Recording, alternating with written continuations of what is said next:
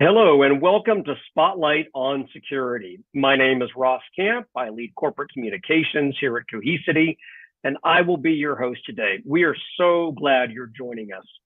Now, I've got a little bit of a cold today, so just telling you that in full disclosure, bear with me. But as they say, the show must go on, and we've got a great episode planned. As always, Spotlight is designed to cover a diverse range of topics that have one common denominator: security. We want this to be as interactive as possible, so please engage with us on our polls via the chat and via our Q&A module.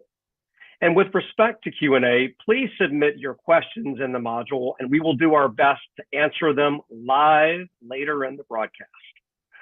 We have a fantastic lineup today. First off, Cohesity CEO Sanjay Poonen is going to have a super engaging conversation with Kelly Bissell, Corporate VP of Security Services at Microsoft. Kelly is also a member of Cohesity Security Advisory Council. Then we've invited Cohesity's Field CISO Dale Zabriskie, aka Dr. Z, and Amit Nair, SVP of our cloud business, to talk about the latest in SaaS offerings that are being used big time today to advance data security. And then Dr. Z, Amit, and I will wrap this episode by discussing some of the hot trends in data security while also addressing many of your questions live. But first, let's turn our attention to a fascinating conversation between Cohesity CEO Sanjay Poonen and Microsoft's Kelly Bissell. Kelly maps out Microsoft's vision for security and also talks about what keeps him up at night. Let's watch the interview and enjoy. Hello, everyone. I'm here today with my good friend Kelly Bissell, who is Corporate Vice President in the Microsoft Security Services group. He has had an illustrious career, Deloitte, Accenture. We're going to unpack both his careers, also his vision for security, how he's been fighting the bad guys, what is the vision of Microsoft. He is joining our Security Advisory Council, which I'm super excited about. I've known him for many years, but it's going to be a tremendously privilege for all of us at Cohesity and also of our customers and partners to get his brains and his, all of his competence helping us. And then we'll talk a little also about the potential of what we want to do, Cohesity and Microsoft, that are in the early stages, but we have big aspirations of what we want to do together. So, Kelly, welcome to this video conversation.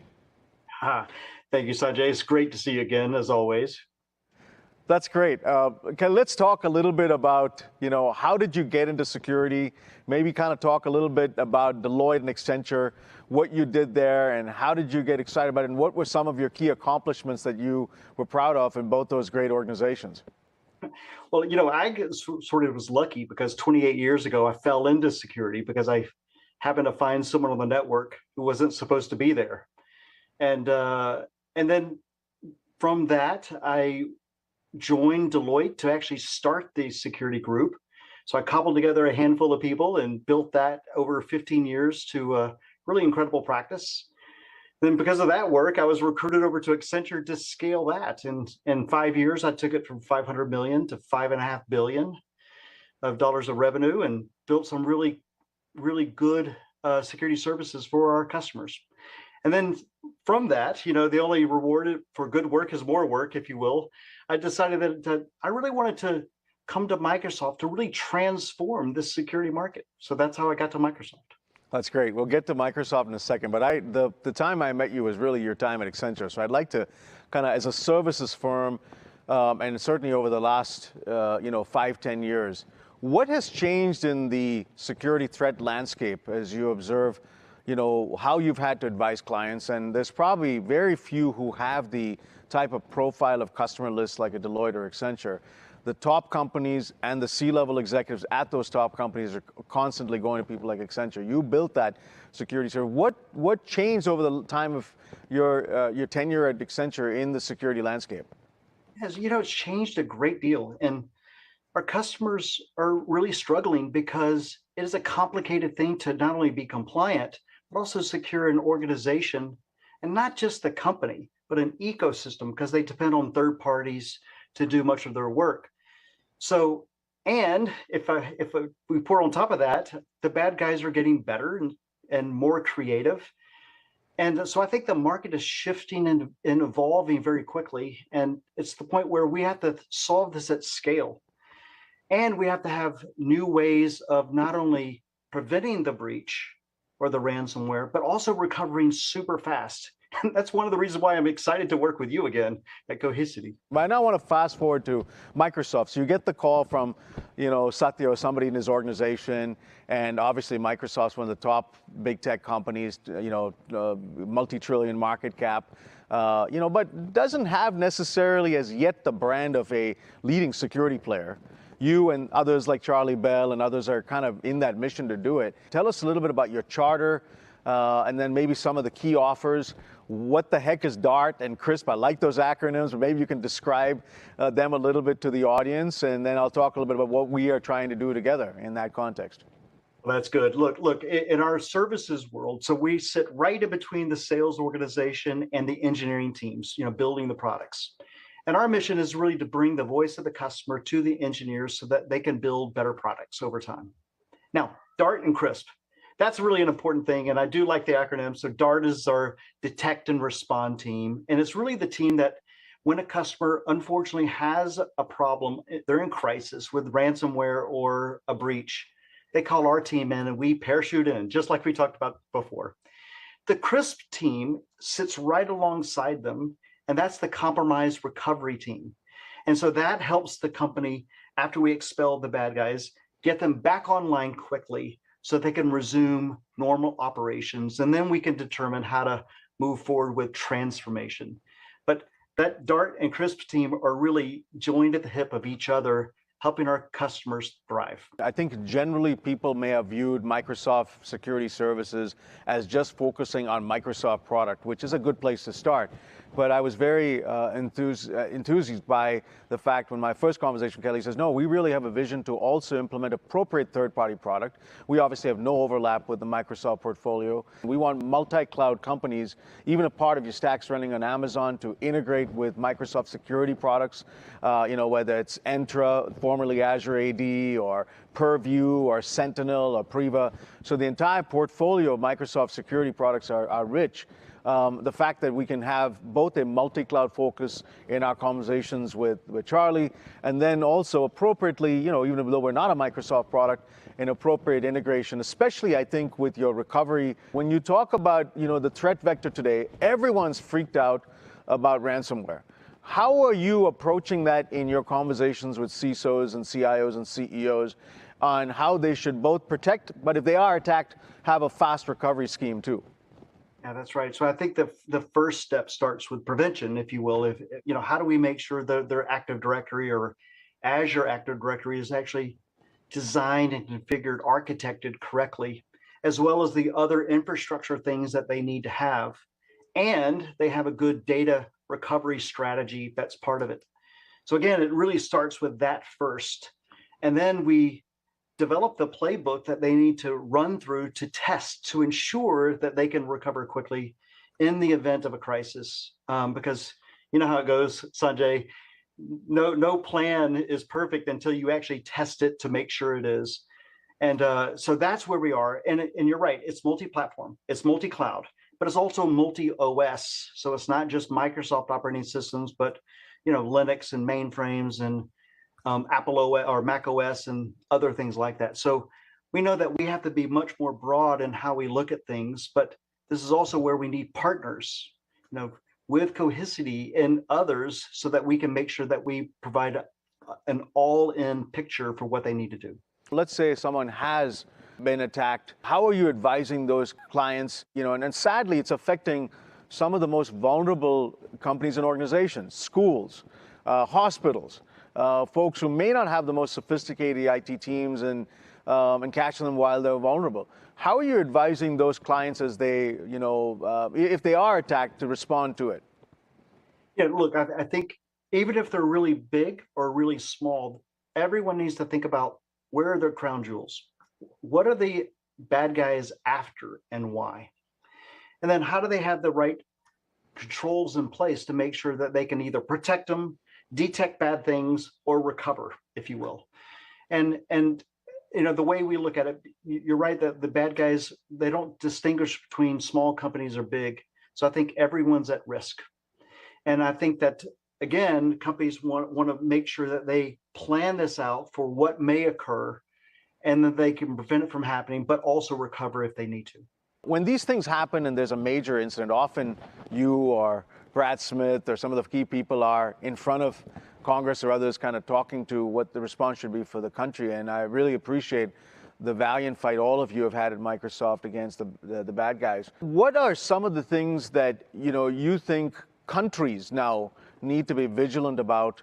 Because many of these things are going to affect not just organizations, banks, retail, and so on and so forth, but they could affect the critical infrastructure of countries. The lines are blurred between, nation state attacks and commercial, if you will. And this is public. I mean, we helped Albania recover from their cyber attacks at the country level. So yes, we're trying to protect the company itself, but also the country. Yeah. And all the relevant agencies. With the rise of cryptocurrency and the rise of geopolitics using technology as a weapon, this is something that we all have to pay attention to in a big way. Tell us about, you have a lot of things that compete for your time. You got a full-time job. There's very few that you could join in terms of advisory councils that you could participate in. Why did you accept our invitation to join the Cohesity Security Advisory Council? I really thought that this was more important than most because we have to actually have this data management area, if you will, settled. And this is where I thought that this is where, it takes a village. Us coming together and working together towards this problem is better than not. And so I was excited about what we could do together. I am too. And I talked to Kevin Mandia. He was super excited. He can't wait to be involved with you. And I agree with your comment that it does take a village. We have to kind of separate past boundaries of, competitive areas of overlap. Well, I think your example of Kevin is a good one where he and I have worked together off and on for 16 years. We agree that we're on one team, the good guy team, not the bad guy team. Yeah. And so we shouldn't allow competition to get in the way of what we need to accomplish together. And he's going to only see one thin slice of visibility of the market, the Google side, if you will, and I'm only going to see the Microsoft side and others like Amazon and so forth, and Palo and CrowdStrike. And the only way we're going to actually put a dent in this problem is if we come together. Yeah. And so that's why one of the reasons why I'm excited about being all together on your team, if you will, because I think we can do much more together. That's awesome. Let's talk a little bit. I know this is Charlie's area of focus in terms of his innovation, but you have, I'm sure, a point of view too. What are you hearing from your customers in those portfolio of Microsoft security products that they're excited about? Well, I've been saying about two main things, really. One is how we've taken 50 different components and actually pull them into a family, almost an ERP system for security. That's one. And that's really important because we're going to make it simpler for CISOs to do their job at a lower cost. The second thing is threat intelligence. I mean, I think we really see 43 trillion daily signals of threat intelligence. Now, what I want to do is harness that and actually be able to give that back to customers, governments, corporations, if you will, so that they can know the threats that are affecting them and they can take action. That's something that no other company on the planet has. And so they're going to be much more like, how do we use artificial intelligence to be able to actually really predict things that are going on in the market from a security standpoint? We got to secure 5G, we got to secure quantum. So there's a lot to do, but I'm excited about where we're going here for these two things of threat intelligence and the ERP of security, if you will. Well, let's talk a little bit about where you see this world going. What do you think is going to be like the next? Do we need to be worried about our nuclear plants, our operational systems? Where is the threat vector, headed that we can be better prepared for? If you remember, the evolution of this has happened with company where the bad guys would hack in, steal data, or copy the data. And then it was the point where they would shut down the data, if you will, and ransom it. Now, what if they took another step and changed the integrity of that data? That's even worse because now we don't know if the data is right or not. And I believe we have to protect against that integrity of that data. Well, that's a key part to our vision at Cohesity as we think about data security and management in this category as it evolves. We're putting AI into our platform to make sure that if there's entropy in the data, we can detect it. Threat scanning algorithms are all AI driven. So any place where we can apply AI to vast amounts of data, we think it's going to be in the exabytes of data that we manage and secure. Before we wrap up, if you have words of advice to CISOs today, let's talk a little bit about the practical. When you're coming in to advise them, both, I would say, professionally and personally. Yeah, maybe just a few points. One is know what you have a responsibility for and what you don't, if you will, and really fight for the things that you need to have control over, because many CISOs have the responsibility but not the control. Also, I think that they need to think about the responsibility of the governance side. Who do they report to? Who should they report to? What budget do they have? How much leeway? How much sort of flexibility do they have in that strategy? And I think if they get the right pieces, then they will be successful. But if they don't really get what they need to succeed, then maybe they shouldn't take the job. That's on the professional side. That's great. Well, listen, I've been delighted to watch your career, Kelly, learn a lot from you. I think you're going to form a tremendous bond with the other 6 in our advisory council. I'm really impressed with what all of you are doing. And so I'm going to be calling a lot, whether it's a Microsoft customer or a new one. And I hope that you'll bring your commandos in like you described. And hopefully we can go and help our joint customers and organizations and governments stay safe, because we all need to work as a village to make that happen. Thank you so much, Kelly, for the time. I wish you all the best and look forward to many, many more days, weeks, months, and years together. I do too. Thank you, Sanjay. Thank you.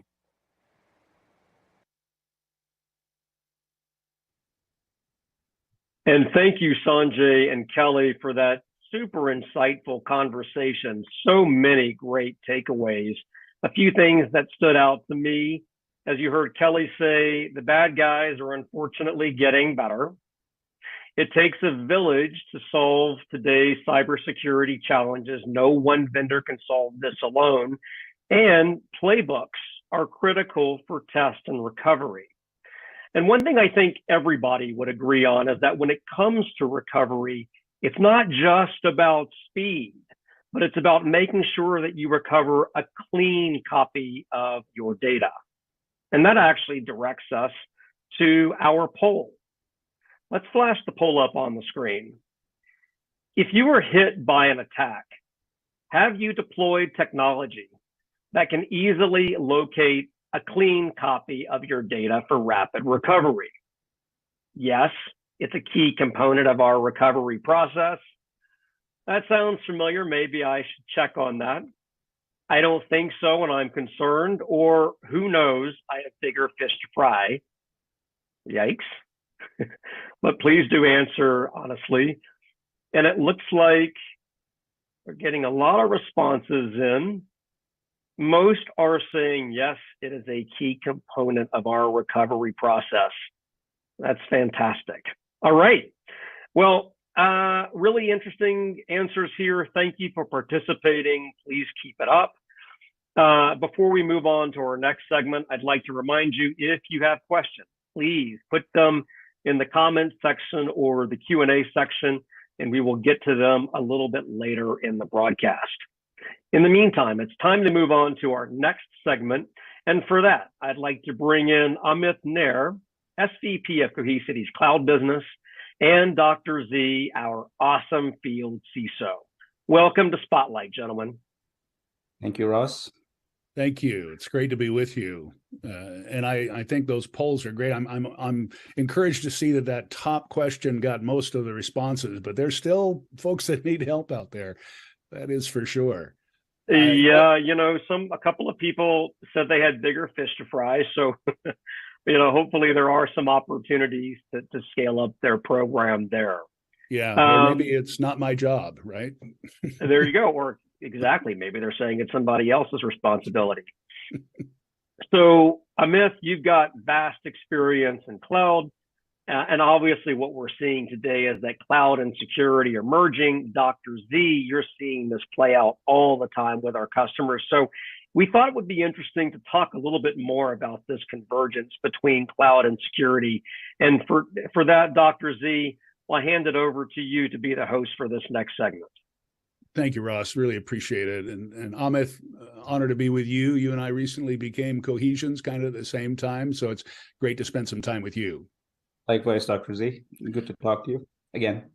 And, I was thinking back, especially with that last segment, and I have in my 20 plus years in cybersecurity, I did kind of fall into it the way Kelly did. You just kind of like, oh, you can do that. Well, in here. But I've witnessed over that last 20 years firsthand how we as a society, as a world, as an industry have adopted the cloud technology. That was the late 90s when we got the full SaaS offerings like Salesforce kind of leading the way in that space. And then easily within 10 years, infrastructure as a service was in full swing, and it's not stopping. Gartner's saying that by 2025, 85% of companies will have adopted a cloud-first strategy. And even 95% of new workloads are going to be on cloud native platforms. It's just headed that way. And with that, the global data, they've announced that they expect that spending to reach $430 billion on cloud by that time. I mean, that's just mind-boggling. And a big part of that is in the SaaS offerings. They have value to a lot of organizations, and most notably what we're seeing of late is the idea of cyber vaulting. So what makes that so appealing, like Cohesity's Fort Knox technology? Why do you see companies adopting that approach? Yeah, first of all, I mean, the growth for cloud has been tremendous over the last many years, right? Especially if you think back to what it was before the pandemic. Through that pandemic timeline, there's been a huge consumption of cloud, and now people are starting to formalize how they use the cloud, and security becomes a huge and important aspect of that. Now, as was mentioned many times earlier as well, with security, you have to be prepared for the worst. I mean, I'm generally a glass half full person, but when it comes to security, I'm not, and you should not be either. So to be honest, whether it's cloud first or otherwise, I think it is very important for every organization to be prepared for any kind of eventuality, whether it's a ransomware attack or something else. And if it does happen, you should have an isolated virtual air-gapped third copy of your data somewhere that you can use to recover really fast, right? Ideally, you want the solution to not have the complexity and large CapEx investments of a do-it-yourself data vault or a traditional tape-out. So the preferred solution for a lot of the folks that we talk to are a cloud-based solution that's air-gapped and vaulted. So that's where the interest is starting to pick up, where customers, end users, they're starting to realize that it needs to be a third copy that can be used in case something happens, especially from a cloud perspective. And then that's the interesting thing. I mean, I remember consulting with a big oil company back after Katrina came through the Gulf Coast, and they lost a lot of rigs and all the data and the servers that were on those rigs, but it was all tape backup then. And guess where they kept their tapes? And you got to give them some credit. It wasn't on the rigs, that's what everybody kind of thinks, but it was in downtown New Orleans.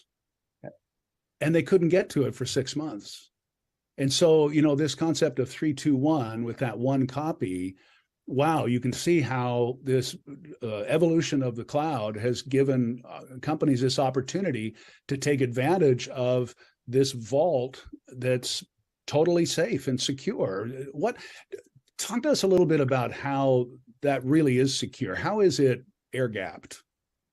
Yeah, we have multiple methods to do that. In addition to the encryption that we provide on top of the data itself, there's also a quorum process where you cannot access the data with one person's accessibility. You need multiple authorizations. You can set policies on who can do it. You can time limit the access requests. So there's multiple layers of security that's added to just the access capabilities within that data set.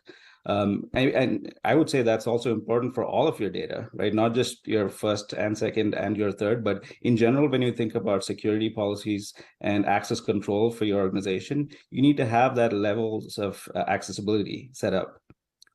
And I like what Kelly Bissell said about knowing your data and then putting the right controls around the right data to protect it. And that's a good example of that for sure. So if they're, organizations are on this journey, it's a total journey going to the cloud. It's not a switch that you're flipping. And the cloud maturity model, I think, is a good approach. The 4 different segments of project, foundation, migration, and then optimization. So what have you seen companies can benefit from aligning themselves to a model like this as they go through their own journey? Yeah, so there are many different cloud maturity models that people talk about, but in the end, it aligns to 3 core components. Do you have the right people to do it? Do you have the right process? And do you have the right tools, right? And then there's the other vector, which is how do I increase automation from a security standpoint in order to reduce the surface area for manual errors? So in the end, that's what it comes down to.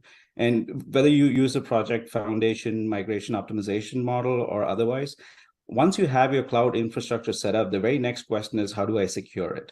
Usually it starts with some basic tools, some policies, but it is rooted on identity, which no matter what identity tool you use in the background, identity and access management becomes that core foundational element to secure your cloud resources.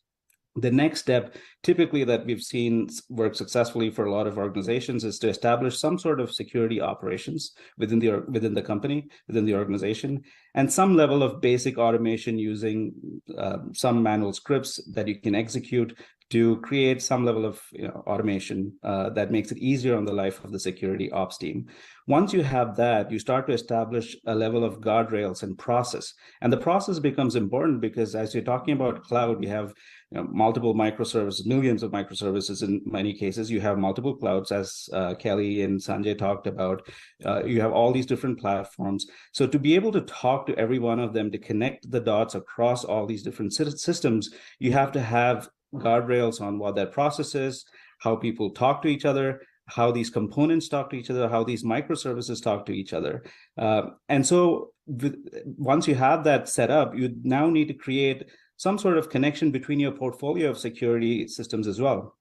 The alliances that Sanjay talked about, right? How do all these companies and organizations talk to each other? Within a typical enterprise organization, they have 40 to 50 different security vendors. You have to be able to leverage all of that for the greater good of your cloud security as well, and your on-prem security. So that becomes part of that overarching process as well. And finally, you have to be able to centrally manage all of these. If you have to have the visibility, you have to have the scalability in terms of what's happening on the network, what's happening with all of your services in the cloud, and so on. And this should be built into your infrastructure stack. So no matter what infrastructure as a service you're using, you have to be able to embed your security as a service into that stack so that it becomes part of your provisioning engine. So that's a full service automation journey that you go through in terms of your overall security maturity. Now, I think it is important for organizations to be very honest with themselves, to question where they are in this journey, to ask the right questions on, do I have the right tools today? Do I have the right process established today? And do I have the right people in place? Sometimes the answers to those are no, but then that's where all these different alliances, all the industry experts need to help you to get to where you want to be. That is a fabulous outline that might scare some people because it's a lot of pieces, right, to pull together. But you made me think of a number of years ago, probably 10 years ago, when we were really adopting cloud. Somebody asked me and said, "Isn't cloud just outsourcing?" No. And you kind of think, well, yeah, I'm letting somebody do it. But what you just talked about, wow, there's a lot of things. You have to treat it, and especially the data, like it's in your own world and on your environment, don't you? Absolutely. You have a responsibility that, well, the cloud vendors have a responsibility, which all the cloud vendors have their own security solutions and their security services that Kelly runs for Microsoft, and their similar services within Google and AWS as well. But as an organization, you have to layer the security around it to protect yourself. You still have that responsibility, right? Yeah, that's a really good point. And the other thing I think I kind of take away from this that I tell customers a lot is you have to know what normal is to know what abnormal is, right? And so when you're spreading out the world, you've got to really understand that space. Now, you spent quite a while at Microsoft, focusing on Office and M365. Those are just some of the most ubiquitous pieces of software that's in our world for many, many years. And a lot of companies have most, if not all, of their sensitive information housed in this suite. So what have you learned, and what advice would you give on protecting, that type of important investment? Funny enough, I joined Microsoft back in 2005, 2006. That was the first time I joined the company when really security was not the forefront of Microsoft's capabilities. I don't know if you remember, this was when the Nessus worm was hitting Windows Server. Yeah. And I was part of the team that was helping build out the security portfolio. Trustworthy computing was something that was introduced at the time. Anyway, I digress. Put it on the chip. It'll just live on the chip. It'll be fine. It'll live on the chip. Yeah, the TPMs. But it is actually encouraging to see how much Microsoft has gone forward in its security journey. I mean, it's a $20 billion business for them right now in security, and they have some amazing security products. And the core foundation for Office 365 and M365 from a security standpoint, I believe was built about 7, 8 years ago. And since then, it has become part of the overall security ecosystem. And then they also have this thing called the Cyber Defense Operations Center, CDOC, which they use to protect their own internal employees and also all of their customers for M365. So all in all, there's a lot of security that's built around that first-party data. But then it's, again, to our earlier conversation, how do you make sure that if something does happen, how can you recover that M365 data, the confidential data that you have, the email systems that you have, your chat on Teams?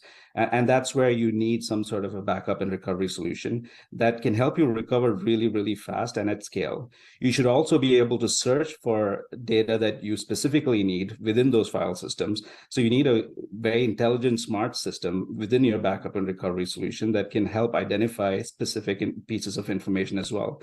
So it's not that M365 does not have inherent security. It's the fact that there's better peace of mind if you can back up your data for M365 so you can recover it if something does happen. And that too at scale. I think that, and another point in there, what keeps coming up is this idea of knowing your data, like around classification. So, and this is one of the big conversations. I've got all this important data that's housed in something like M365. Let's put the controls on the stuff that really matters most. And it takes the village, right, and different approaches to ensure that that important data is protected.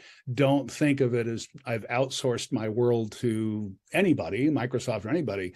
Take control, take responsibility of that important information that is your world and your currency, right?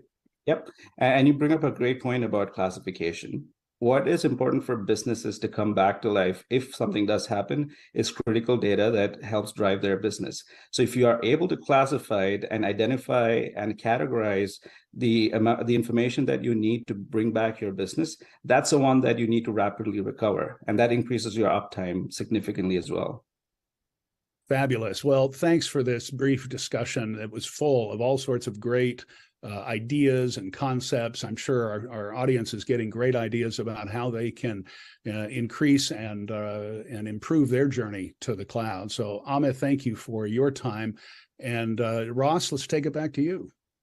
All right. And you guys hang with me. We've got a number of questions that have been coming up in the Q&A module and a number of comments that we also might want to talk about live. So first question, so let's just dive right into that segment. First question would be, how can you be sure that you have a clean copy of your data? This was asked by Nareesh. So maybe Dr. Z, we'll start with you on that one. Well, it's important. Thank you for that question. It's really important that you focus on the backup and what you've backed up to understand what you have, and you search for anomalies, you search for threats, you understand what's in there, and then you have an immutable copy. And this is something that is part of Cohesity's DNA. Everything we do, everything we write becomes immutable.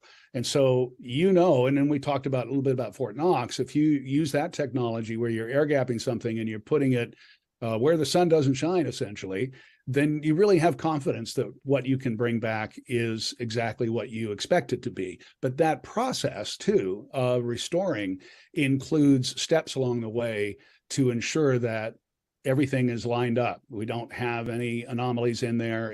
It's exactly what we expect it to be. So I think there's a number of things you can do on the front end of as you create a backup and as you store the important stuff. And then when you're going to recover, you need to also look at it on the back end as it comes in. Too often, our world is full of technology, but it's very emotional. It's full of emotional experiences. And sometimes those are really tough things you have to work through. And so you don't want to do things in haste. You want to make sure that you're ready to go and then use technology, which is what we're trying to do for our customers, so that you have confidence that as you restore from a certain set, you know that you're bringing clean data. You're not bringing a malware back in. You're not corrupting anything. You know you're going back to exactly where you need to be so that you can then move forward again.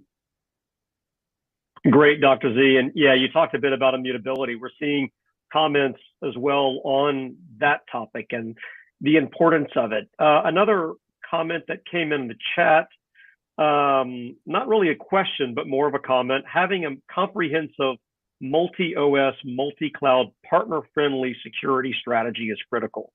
Amit, would love to hear if you have any additional thoughts on this comment. I have a lot of thoughts on that comment, especially because that is my world today, and it was my world yesterday. The reality is most customers will move to a multi-cloud environment if they're not there already. And multi-cloud is not necessarily just public cloud providers, but also private cloud and public cloud, right? I've seen instances where customers have their core set of operational data in one public cloud and a backup set in another cloud in case of an emergency, in case one cloud goes down. So as a platform, as a company, as an organization, I think it is important to have that multi-cloud strategy. So you also need tools that can work across those multi-cloud platforms. And there are a lot of tools out there that specifically, including ours, that focus on providing a single platform so that your organization and the people who work in that organization don't have to learn and educate themselves on multiple cloud platforms and how to operationalize things in multiple cloud platforms. So that intelligence and giving them a single pane of glass across your multiple assets, whether it's in a cloud platform or on-prem, is extremely important. So yeah, I mean, to add to that comment, to whoever put that comment in, I completely agree. You need to have a serviceable solution that's easy to use across multiple platforms. All right, and kind of in line with that, Amit, I'm going to hang with you for just a moment. Brian says, in addition to M365 backups, what about other key sources of hosted data like Salesforce? Is Cohesity working towards any options for other third-party systems with key critical confidential data? Yeah, so there's two ways to expand your vectors from a cloud perspective, at least from our perspective specifically, right? We have to have coverage across all cloud platforms. And then across all these non-cloud platforms, what are the SaaS solutions that we can back up and recover? M365 is probably the broadest in terms of our coverage map and as well as what customers are asking for. The other set of products or other SaaS solutions that we're working with or looking at right now from a roadmap perspective and expect some announcements in the upcoming weeks would be Salesforce, there's Microsoft Dynamics, there's Google Cloud, Google Apps, and so on and so forth. So our goal as an organization, as a company, is to give you the broadest coverage in terms of applications and workloads, as well as all of the cloud providers that you want to use. Got it. Dr. Z, let's go back to you for just a moment. What do you see as the future of ransomware? Will it be more of the same, or will the attack vectors change? Well, the short answer is it's going to change. And when you look at the history of malware or ransomware, which started in 1989, you see bad guys adapting and responding to cybersecurity efforts. And I really liked what Kelly Bissell said in the previous segment about addressing the integrity of the data. Look at what's happened in our world over the last decade, especially around distrust and question everything and what if a bad guy can get into your system and obfuscate the information, or mask it or change it in any way, that is a huge concern of integrity. So, we talk about in cybersecurity, we talk about the triad: confidentiality, integrity, and availability. And people will sit and discuss, and which one's most important, and it'll all depend. But here, integrity of data, if you can't trust that data, and it goes back to the previous question, if I'm going to restore something, how can I trust it? And so immutability, air gapping, putting all these controls around the most important data that you have is the best way to combat what's next in this cybersecurity and ransomware sake. I don't think ransomware maybe is the right term anymore, because there's less and less ware going on. It's just these things that are happening where they're able to get in and control things. And so figure out what's really most important for you, put those controls around it, and you will have this big word that we're all talking about: resilience. That's the key. It's not if, but when. It's not if, it's are you resilient enough to respond to something? Yeah, not if, but when. Couldn't have said it better. Let's actually transition to a discussion around some current events. And for this, I'd love to have both of you remain on the screen. So last week and this week, there continues to be a lot of chatter about the new national cybersecurity strategy. And as part of that, there's a call to have strong collaboration between the public and private sectors, just like we believe there needs to be strong collaboration between Cohesity and our security ecosystem partners. My question for both of you would be, what do you think about this call for more collaboration between the public and private sectors? For that, Dr. Z, let's start with you. I have been waving this banner for many, many, many, many years. Historically, cybersecurity companies have taken their technology, their secret sauce, if you will, and hold it very close to the vest and say, we're going to protect you. We got it. Don't worry about it. We see all this stuff. We know what we're doing. That changed about 10 years ago, where companies started to share intelligence and to share threat intelligence and actionable stuff. And that was a huge milestone for cybersecurity. And now we are more and more within this ecosystem working together. And the Data Security Alliance, when I talk to customers about this, it is so impressive what we are putting together with people like Kelly Bissell and others, and the companies that we're working together with to provide the simplicity and the comprehensive approach to solving this problem of trying to be safe and protected. So the public-private thing, really, really critical. I'm very happy. I read the whole thing. It's only 40 pages. Go ahead, read it. It's got some good information in it. I think that is critical, public partner, public and private. But we're also seeing this thing within the private sector to where we work together. We all solve kind of different problems, but we're all sharing the responsibility. And that's really what it's going to take. All right. And Amit, any closing thoughts on that question? I would say it's about time. Yeah. Why hasn't this happened before? I mean, we all have, as private entities, the responsibility to also protect the nation. And any bit of information that we can share to help drive that overall security for us as a country, I think it should have happened earlier. I'm glad it's happening now. We should all be working together towards that common good of protecting our people, our assets, our country. All right. I am getting the cue in my ear to wrap. Thank you, Dr. Z and Amit, for your time today. It's been a pleasure having you on Spotlight. Thank you. Thanks so much. And thank all of you for your time joining us for this episode of Spotlight. Your participation really makes all the difference. If we're wrapping today's conversation, a few key takeaways. Number one, when it comes to ransomware, not only do we have to think about recovering quickly, but we have to make sure that the data is clean. Dr. Z talked about that. Kelly Bissell talked about that. Expect the unexpected when it comes to security and always be prepared. Sounds cliche, but it's so true. Data isolation and having recovery options are critical in today's cybersecurity environment. And third, there is a growing trend towards embracing cloud-based security technologies, which likely makes sense at a time where resources are constrained, yet the bad guys continue to get smarter. And that's going to do it for us for today. There is a survey coming your way. Please tell us your thoughts about Spotlight and what topics you would like to hear in a future episode. We read all of the comments. Thanks in advance for your input and opinions. And keep an eye out for our next Spotlight on Security episode. We're already putting it together, and I can tell you it's going to be a fantastic discussion. Until then, stay safe and secure. Thank you for joining us today.